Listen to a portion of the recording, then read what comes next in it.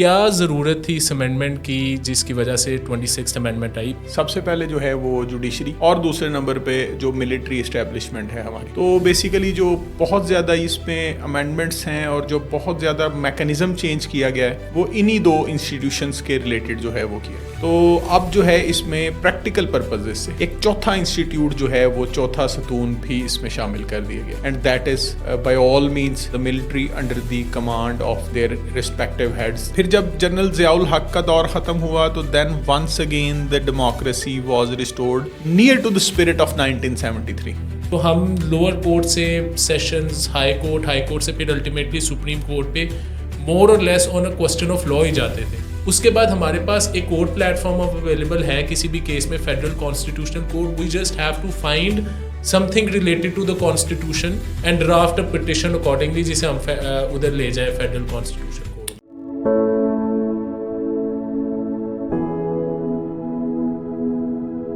Assalamu alaikum ladies and gentlemen, you're watching Law Point. I am Barrister Amir Hamza Malik. Our today's topic is 27th Amendment, a topic which has been the gossip of every household in Pakistan for the past few weeks. And I say this, it is not an understatement that this topic is having immense ramifications in political discourse and the functioning of the country. It is attempting to change the power architecture of the country. And in this today's podcast, we will discuss whether this change is good or not. What are the pros and the cons of this amendment? We have with us Adnan Safdar Sahab. Adnan Sahab, Assalamu alaikum. वालेकुम सलाम। Adnan Sahab, constitution is a living creature. It evolves through time और उसके लिए amendments ज़रूरी होते हैं। क्या ज़रूरत थी इस amendment की जिसकी वजह से 26th amendment आई? पहले तो हमें ये बता दें in a very short amount of time कि what is 27th amendment and what is the need for 27th amendment? अच्छा, ये जो 27th अमेंडमेंट है ना, बेसिकली अगर इसको आप डिवाइड करें तो दिस इज़ दो इंस्टीट्यूशंस के जो है वो अराउंड ये घूमती है। सबसे पहले जो है वो जुडिशरी, जो हायर जुडिशरी है हमारी, high courts and supreme court, और दूसरे नंबर पे जो मिलिट्री इस्टेब्लिशमेंट है हमारी। तो बेसिकली जो बहुत ज़्यादा इसमें अमेंडमेंट्स हैं और जो बहुत ज़्यादा मैकेनिज़्म चेंज किया गया है वो इन्हीं दो इंस्टीट्यूशंस के रिलेटेड जो है वो किया गया। इससे पहले हम कॉन्स्टिट्यूशन को जो है वो तीन इंस्टीट्यूशंस में डिवाइड करते थे। इसकी पावर को सेपरेशन ऑफ पावर के प्रिंसिपल के मुताबिक dividing the power between the legislature, executive and the judiciary. और यही जो कॉन्स्टिट्यूशनल डॉक्यूमेंट था हमारा, ये चेक्स एंड बैलेंसेस की डॉक्ट्राइन भी अपने अंदर रखता था before the 26th amendment basically. तो अब जो है इसमें प्रैक्टिकल पर्पजेज से, from the very practical purposes, एक चौथा इंस्टीट्यूट जो है वो चौथा सतून भी इसमें शामिल कर दिया गया and that is by all means the military under the command of their respective heads. जैसे आर्मी है तो उसका एक हेड है, जैसे नेवी है तो उसका एक हेड है, जैसे एयरफोर्स है और उसका एक हेड है, और फिर इन तीनों को जॉइंटली चलाने के लिए चीफ ऑफ डिफेंस फोर्सेस का जो एक ओहदा कायम किया गया है। तो ये एक कॉन्स्टिट्यूशन के अंदर this is an addition of an institute जिसको रिकग्नाइज किया गया है कॉन्स्टिट्यूशन से। अब इसकी ज़रूरत क्यों थी? This is a bit historical question actually. This is not that simple कि हमें क्या ज़रूरत पड़ी थी साइन को अमेंड करने की। मेरे ख्याल से ये जो पाकिस्तान के अंदर कॉन्स्टिट्यूशन है ना, ये constitutional crisis we are facing since the birth of Pakistan. 1947 से लेके आज तक we are in the constitutional crisis phase. सबसे पहले हमने जब कायद आज़म मोहम्मद अली जिन्ना की वफ़ात हुई, we were without any constitution. हमारी जो सबसे पहली जो डॉक्यूमेंट है, जो कॉन्स्टिट्यूशनल इम्पोर्टेंस की डॉक्यूमेंट है, that is objective resolution. There was so much hue and cry on the that very document कि इसकी जो है वो प्रो किस तरह की होनी चाहिए। इसको अगर हमने मुल्क में कॉन्स्टिट्यूशन बनाना है तो वो किस तरह का कॉन्स्टिट्यूशन होगा, पार्लियामेंट्री होगा, प्रेसिडेंशियल होगा, फेडरल होगा या यूनियन होगी हमारी। इंडिया भी हमारे साथ ही उसने भी तजर्बा करना शुरू किया, but they were I personally consider well better in the legal field than us. And एक और चीज़ है, they had a very good leadership with them at that time जब ये कॉन्स्टिट्यूशन मेकिंग का प्रोसेस उनका चल रहा था। And we were a little unlucky at that time कि हमारे पास उस टाइम पे लीडरशिप क्राइसिस था। जो कॉन्स्टिट्यूशन को जो बात कहे वो आइन के दर्जे पर पहुँचे, that crisis led us to another crisis कि हमने अल्टीमेटली 1956 में पहला कॉन्स्टिट्यूशन बनाया. That didn't work even for 3 years. 2 साल के बाद उसको जो है वो हमने उस कॉन्स्टिट्यूशन को वायलेट किया. That means constitutional setup built up by the 1956 was broken down. और फिर थोड़े अरसे के बाद वंस अगेन हम जो है वो जो ऑर्थोडॉक्स पिछली सदी का जो निज़ाम हुकूमत था मुसोलिनी टाइप, जिसमें आर्मी जो है वो फ्रंट फुट पे लीड करती है, जो इस मॉडर्न डेमोक्रेटिक दौर से पहले का दौर था, उस पे चले गए. क्योंकि पावर में किसी ना किसी ने रहना है. ये पावर जो है ये इस तरह की वर्ल्ड अफेयर इस तरह के हैं कि वैक्यूम नहीं रह सकता. कोई होगा जो इसको लीड करेगा. कौन करेगा? Is there a constitutional setup? तो फिर कॉन्स्टिट्यूशनल सेटअप के मुताबिक करेगा. और अगर there is no constitutional setup तो द मोस्ट पावरफुल करेगा. तो यही हमारे साथ हुआ when we don't had a constitution. तो the most powerful that was ultimately the armed forces, the head of the armed forces that ruled the country. फिर 1962 में परहैप्स सेकंड कॉन्स्टिट्यूशन हमने बनाया, और सेकंड कॉन्स्टिट्यूशन जो है वो भी 69 में उसका भी ब्रेक डाउन हुआ. And once again we met a constitutional crisis. फिर 1973 का एक डॉक्यूमेंट हमने बनाया जो that was a more or less a more convenient for the West Pakistan. I'm talking about because 1973 में ईस्ट बंगाल जो है वो अलहदा हो चुका था, that became बांग्लादेश. तो हमारी जो प्रॉब्लम्स थी 1973 से पहले की that were different, और कॉन्स्टिट्यूशन में उनको सॉल्व करना that was a different thing. और 1973 के बाद की जो हमारी प्रॉब्लम्स थी 1971 के, let me correct, 1971 के बाद की जो हमारी प्रॉब्लम्स थी those were different.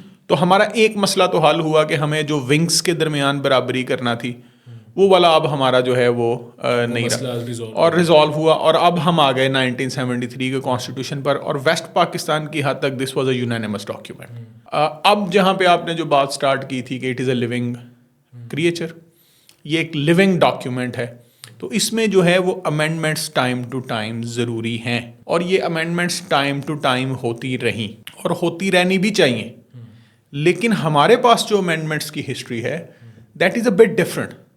This is not to pour in new life in the constitution. It is for the sake of individuals most of the time, और at some times to rejuvenate the true spirit of the parliamentary democracy. एक amendment ऐसी गुजरी है हमारे constitution की life के अंदर जो जिसमें जनरल ज़ियाउल हक ने जो है वो इसको मोर और लेस एक प्रेसिडेंशियल सॉर्ट ऑफ सिस्टम जो है वो बना दिया, और बिल्कुल डिफरेंट आउटलुक 1973 से उस कॉन्स्टिट्यूशन की निकली. इदारे वहीं पर थे, but the supreme Court gave authority to the army chief, the then army chief Ziaul Haq, कि आप आइन को अमेंड भी कर सकते हैं. And he amended that constitution. Federal constitutional court जैसे इदारे जो हैं वो फेडरल शरीयत कोर्ट जैसे इदारे जो हैं वो मार्ज़ वजूद में आए. फिर जब जनरल ज़ियाउल हक का दौर ख़त्म हुआ तो then once again the democracy was restored near to the spirit of 1973. फिर मुशर्रफ के दौर में जो है वो थोड़ा सा मार्शल लॉ के जो है वो अदवार गुजरे, उसमें भी कुछ तब्दीलियाँ हुई. फिर उसके बाद जो है वो पीपल्स पार्टी के दौर में 18th अमेंडमेंट जो है उसको इंट्रोड्यूस करवाया गया.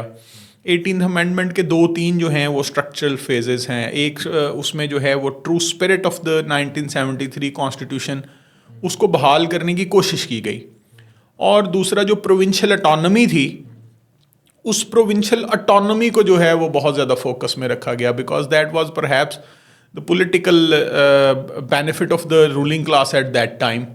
और पार्लियामेंट्री डेमोक्रेसी इस तरह से रिस्टोर हुई कि वो जो 50A2B की पावर थी जिससे बहुत दफ़ा असेंबलीज डिज़ोल्व हुई थी, दैट वाज ब्रेकन डाउन. और फिर उसके बाद जो है वो वंस अगेन पावर जो है 1973 का जो ओरिजिनल कॉन्स्टिट्यूशन था उसके नियर बाय स्ट्रक्चर जो है वो उसको लेके आए गए. फिर जो है वो हमारा कॉन्स्टिट्यूशनल क्राइसिस स्टिल ख़त्म नहीं हुआ, और हमारा जो चेक्स एंड बैलेंसेस का सिस्टम था कॉन्स्टिट्यूशन का वो फेलियर में रहा.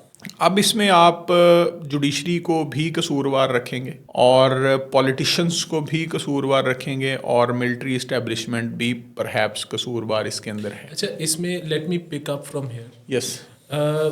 इसमें जो बहस हो रही है वो भी जुडिशरी के ऊपर हो रही है। आर्मी के अंदर तो इन्होंने जो पावर स्ट्रक्चर आर्मी का है वो तो एक मिलिट्री ने अपने निज़ाम से नई जिद्दत के साथ फंक्शन किस तरह करना है to meet the new military needs या मॉडर्न वॉरफेयर नीड्स, वो तो एक साइड पे रह गई। उसमें हम आएंगे इंडेमनिटी की हद तक कि उन्हें लाइफ टाइम इम्प्यूनिटी मिली है, क्या ये एंटी कॉन्स्टिट्यूशनल नहीं है या एंटी इस्लाम नहीं है, that is something will discuss later. Let's focus on the judiciary. Judiciary हमेशा से जो भी एंटी कॉन्स्टिट्यूशनल काम हुआ है, चाहे पॉलिटिशियंस ने किया हो चाहे नॉन पॉलिटिकल अदारों ने किया हो, उसमें इस्तेमाल जुडिशरी होती आती रही है। और अमूमन यही हुआ है कि जुडिशरी इस्तेमाल हुई है डेमोक्रेसी के ख़िलाफ़ और जो एक अथॉरिटेरियनिज्म के हक़ में इस्तेमाल हुई है। ये वाली कॉन्स्टिट्यूशनल अमेंडमेंट जो है it creates a new court which is the federal constitutional court. पहले ये था कि we had the lower courts, the high courts of each province and then we had the supreme Court, एक apex court जो कि constitutional matters भी और palette forum भी था, सब कुछ। How does this amendment change that? इसमें क्या जुडिशरी में क्या चेंजेस आए हैं जुडिशरी के तो स्ट्रक्चर में? देखिए, दो एस्पेक्ट हैं इस सवाल के भी। सबसे पहले कि जुडिशरी जो है उसका रोल आपने डिस्कस किया कि इसका रोल क्या रहा है। तो बहुत सारी जगह पे जो बहसियत इदारा एज एन इंस्टीट्यूट बहुत कंप्रोमाइज रोल रहा है, और कुछ इंडिविजुअल्स गुजरे हैं, इंडिविजुअल्स जिन्होंने रूल ऑफ लॉ की सिर्फ बात की और उसके अलावा कुछ नहीं किया, जेंगोइज्म भी नहीं किया और सिर्फ लॉ की बात की। मैं अगर हिस्ट्री अगर आप पढ़ चुके हैं तो जस्टिस कॉर्नेलियस का नाम आपको याद होगा। सारी उम्र बहुत अच्छे फैसले किए और बिल्कुल वो जुडिशरी से नहीं थे। ही was a bureaucrat turned into a जज और बहुत अच्छे फैसले किए, बहुत अच्छे फैसले लिखे, लॉ की इंटरप्रिटेशन की, जहाँ पर उसका उनको जो लॉ में जिस हद तक लॉ ने उनको इख्तियार दिया वही इस्तेमाल किया, उसके अलावा नहीं किया। बड़ी सादा सी ज़िंदगी गुजारी और फिर उसके बाद मर गए। और मेरे ख्याल से जो है वो इस तरह के लोग ही नहीं मरते। उसके दूसरी साइड पे आपको जस्टिस मुनीर जैसे करेक्टर भी मिल जाएंगे। दे ब्रॉट इन द मैंने पहले आपको कहा है कि यहाँ पे जो हाईएस्ट फोरम है किसी भी मुल्क का, वो लीडरशिप का, वो वहाँ पे वैक्यूम नहीं हो सकता, कोई ना कोई उसको फिलअप करेगा। जब मिलिट्री ने पहली दफ़ा फिलअप किया तो that was actually justified by a doctrine called the doctrine of necessity. Doctrine of necessity में क्या लेके आए कि ये रेवोल्यूशन है, रेवोल्यूशन जो है वो कामयाब हो गई। Now this become a new structure. What is new structure? Means the old structure is not available. The new structure was only this, that the old structure is not available. Actually, we don't had a new structure even. हमारे पास new structure भी नहीं था ना, और उसको time ने साबित किया कि हमारे पास तो न्यू स्ट्रक्चर भी नहीं था। यानी जवाब ये है कि स्ट्रक्चर कभी रहा ही नहीं है इस सिरे से। इदारे मौजूद हैं, मिसाल के तौर पे पार्लियामेंट थी हमारे पास, तो कानून साजी जो है वो इफेक्टिव नहीं। हमारे पास जुडिशरी थी तो कभी वो काम जो है वो ट्रू सेंस में अपना काम पूरा नहीं कर रही कॉन्स्टिट्यूशनल, और समटाइम्स जो है वो सपोर्ट कर रही है किसी नॉन कॉन्स्टिट्यूशनल एलिमेंट को, और समटाइम्स वो पार्लियामेंट की जो डोमेन है या जो गवर्नमेंट की डोमेन है बिगर जी के साथ, कैपिटल जी के साथ गवर्नमेंट, उसकी जो डोमेन है उसमें इंटरवीन कर रही है। अभी हमने देखा, हमने इफ्तिखार चौधरी साहब चीफ जस्टिस ऑफ पाकिस्तान रहे हैं, उनका दौर भी आपने देखा होगा, सुना होगा, पढ़ा होगा। बहुत ही वाइब्रेंट दौर था, जेल के दौरे हो रहे हैं। Chief justice has nothing to do with the affairs of jail so far as there is some credible evidence with him कि some fundamental rights are being violated there. वो तो साकिब निसार साहब फिर उन्हें पीछे छोड़ के ना डैम्स वगैरह बनवा के, और Yes. जो मतलब that is an example. That is an example. अच्छा, मैं ये कह रहा हूँ कि जो नई अमेंडमेंट आई है इसके तहत सुप्रीम कोर्ट के ऊपर एक फेडरल कॉन्स्टिट्यूशनल कोर्ट बनी है, इन दोनों में अब डिफरेंस क्या है? अच्छा, ये बड़ी मजे की चीज़ है। जो 26th अमेंडमेंट थी ना, 27th अमेंडमेंट से पहले 26th अमेंडमेंट, उसने सुप्रीम कोर्ट के अंदर एक सुप्रीम कोर्ट बनाई थी। That was the constitutional bench. That was actually a supreme court with in the supreme court. अब ये जो 26th अमेंडमेंट है, इसने उस सुप्रीम कोर्ट में से वो जो चंक है सुप्रीम कोर्ट का, सुप्रीम कोर्ट के अंदर जो नई सुप्रीम कोर्ट बनी थी, उसको बाहर निकाल के तो फेडरल कॉन्स्टिट्यूशनल कोर्ट बना दिए। तो there is another court called federal constitutional court and there is the old one जो है वो पुरानी ट्रेडिशनल हमारी सुप्रीम कोर्ट जो है supreme court of Pakistan that exist today now. इनमें जुरिस्डिक्शन का क्या डिफरेंस? जुरिस्डिक्शन देखिए जो कर्टेल की गई है सुप्रीम कोर्ट की ओरिजिनल जुरिस्डिक्शन जो 184 में थी, जो आर्टिकल 184 ऑफ द कॉन्स्टिट्यूशन के अंदर पहले सुप्रीम कोर्ट की जुरिस्डिक्शन डिफाइंड थी, वो सुप्रीम कोर्ट की जुरिस्डिक्शन जो है उसको कर्टेल कर दिया गया और फेडरल कॉन्स्टिट्यूशनल कोर्ट बना दी गई एक नई कोर्ट, और 175B to be very specific has been added in the constitution to give the jurisdiction to the federal constitutional court. अब ये दोनों लिखी पड़ी चीज़ें, यानी 185 जो न्यू सेक्शन इंसर्ट किया गया, जो रिप्लेस किया गया प्रीवियस सेक्शन से जुरिस्डिक्शन के हवाले से, और जो 175B हैं ये जुरिस्डिक्शन डिफाइन कर रही हैं दोनों कोर्ट्स की, फेडरल कॉन्स्टिट्यूशनल कोर्ट की भी और फेडरल और द सुप्रीम कोर्ट की। सुप्रीम कोर्ट अब सुप्रीम कोर्ट क्या ये कहना सही है कि it is only an appellate court now?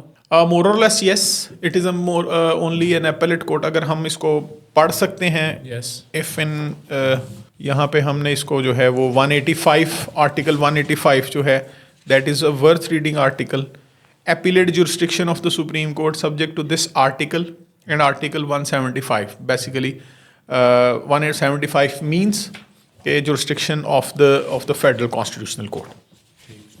अच्छा, इसमें जो मुझे एक थोड़ा सा ये आ रहा था कि सुप्रीम कोर्ट और फेडरल कॉन्स्टिट्यूशन कोर्ट अब दो डिफरेंट प्लेटफॉर्म्स हो गए हैं। अब जो मुल्क की पॉलिसी के कॉन्स्टिट्यूशनल मैटर्स पे जो फैसले होंगे, इंटरप्रिटेशन ऑफ कॉन्स्टिट्यूशन पे जो फैसले होंगे, वो आगे फेडरल कॉन्स्टिट्यूशन कोर्ट की डोमेन में। दीज आर द डिसीजन जिसका अवाम उन्नास पे सबसे ज़्यादा इम्पैक्ट होता है। मुझे अब थोड़ा सा ये बताएं कि हमेशा हम ये नोट करते थे कि हर केस जो है ना, it ended up in the supreme court, उस पर कोई कॉन्स्टिट्यूशनल क्वेश्चन कोई ना कोई इन्वॉल्व होता था, चाहे फ्री ट्रायल का हो, चाहे फ्रीडम ऑफ स्पीच का कोई क्वेश्चन हो, या फिर फ्रीडम वैसे टू प्रैक्टिस योर रिलीजन उसका कोई क्वेश्चन हो। तो हम लोअर कोर्ट से सेशंस, हाई कोर्ट से फिर अल्टीमेटली सुप्रीम कोर्ट पे more or less on a question of law ही जाते थे। तो अब हम सुप्रीम कोर्ट में चले गए मोर or less on a question of law. उसके बाद हमारे पास एक और प्लेटफॉर्म अवेलेबल है किसी भी केस में, federal constitutional court. We just have to find something related to the constitution and draft a petition accordingly, जिसे हम उधर ले जाएं फेडरल कॉन्स्टिट्यूशन कोर्ट में। नहीं, ऐसा नहीं होगा। मैं आपको थोड़ा सा हिस्ट्री में लेके जाऊंगा। जब फेडरल शरीयत कोर्ट बनी थी ना, तो अगर आप बुक्स उठा के पढ़ें तो there was a massive shift of litigation towards the federal Shariat court. हर केसेस जो हैं वो हर केस दूसरा भाग रहा था फेडरल शरीयत कोर्ट की तरफ।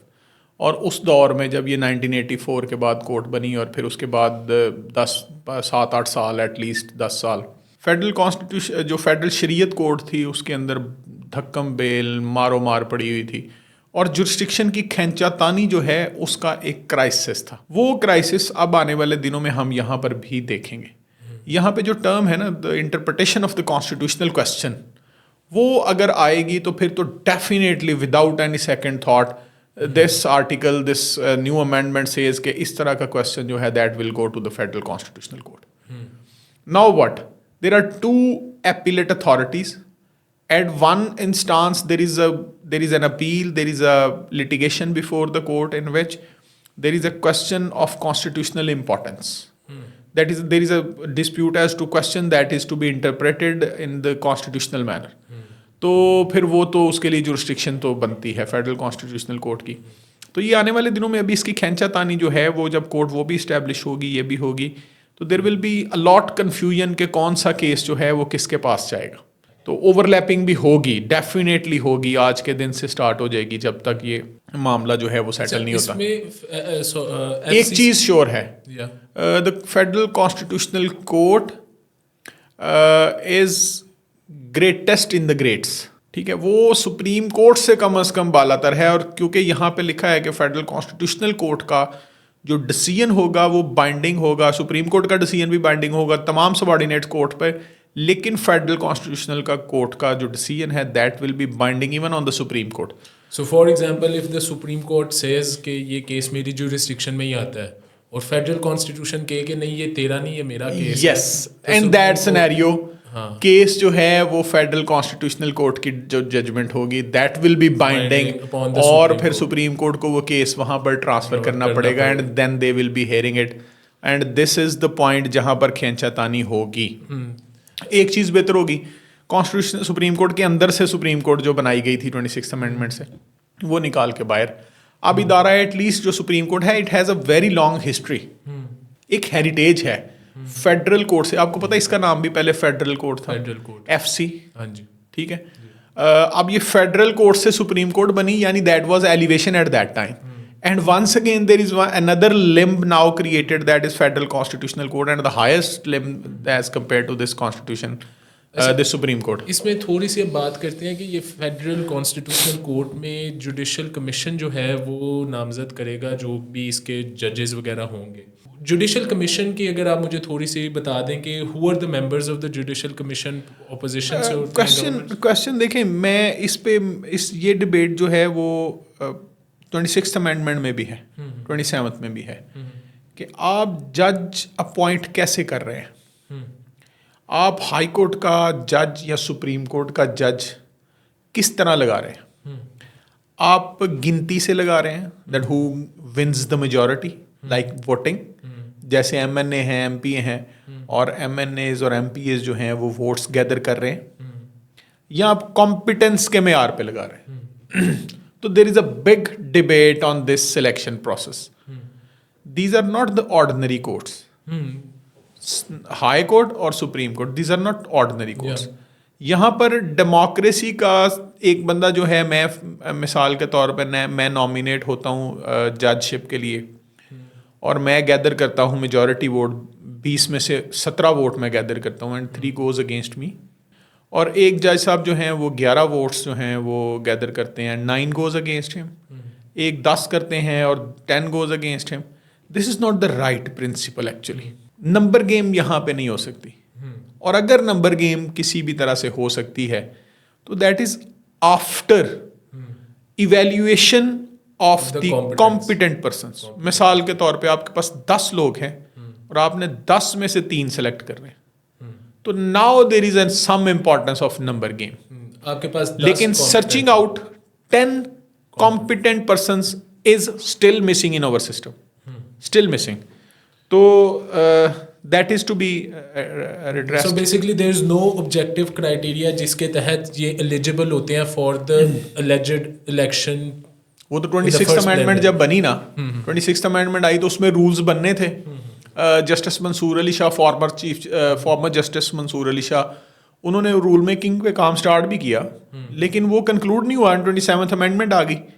तो रूल्स जो हैं दैट आर मोर इम्पॉर्टेंट। और यहाँ पे मेरा ख्याल ये है कि there should not only be rules of the high court और द सुप्रीम कोर्ट और द जुडिशल कमीशन,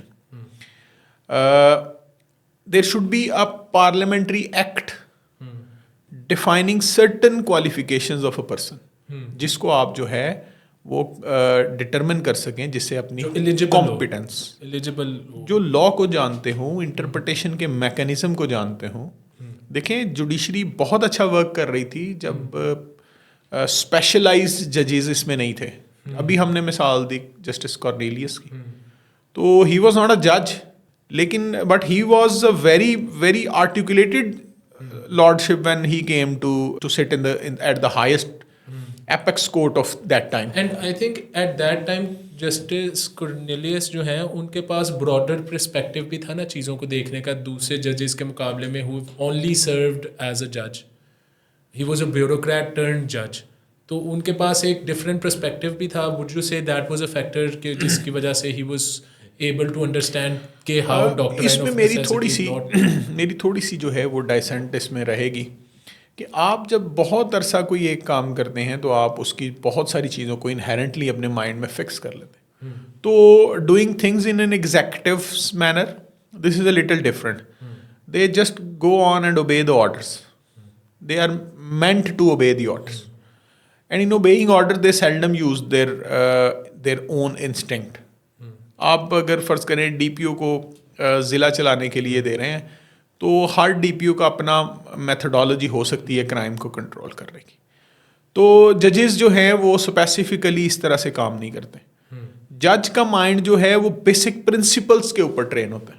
मिसाल के तौर पे आप क्रिमिनल केस को सुन रहे हैं तो you will be searching out के ये जो केस मेरे सामने है इसमें क्या एक्यूज जो बंदा मुल्ज़म है वो beyond the shadow of doubt साबित हो गया है कि ये जो है वो beyond the shadow of reasonable doubt साबित हो गया कि किसी ने जो है वो क्राइम किया है। तो या अगर सिविल मैटर है तो principle of preponderance, not doing on the orders of someone, interpreting the legislation actually. तो ये डिफरेंस है बिटवीन थिंकिंग ऑफ अ जज और एग्जेक्टिव के किसी एम्प्लॉय के अंदर, और ये वर्ल्ड वाइड है। तो वर्ल्ड में पूरी दुनिया में स्पेशलाइज्ड जजेस का कॉन्सेप्ट जो है वो अब एलियन नहीं है। अब सुप्रीम कोर्ट अगर आप देख लें यूएस यूनाइटेड स्टेट्स की supreme court, there is no retirement age actually for the जज। अगर उनके जज अवेलेबल हैं, उनकी सेहत इजाज़त दे रही है तो he may be deciding adjudicating for the people in the age of 90 years. तो this is a very big thing. और जब उनका माइंड ट्रेंड है इन अ सर्टन मैनर तो ही वो अच्छे जज हो सकते हैं। तो यहाँ पे हमारे पास ये वाली चीज़ जो है वो अच्छा, पर्टिकुलरली मिसिंग है।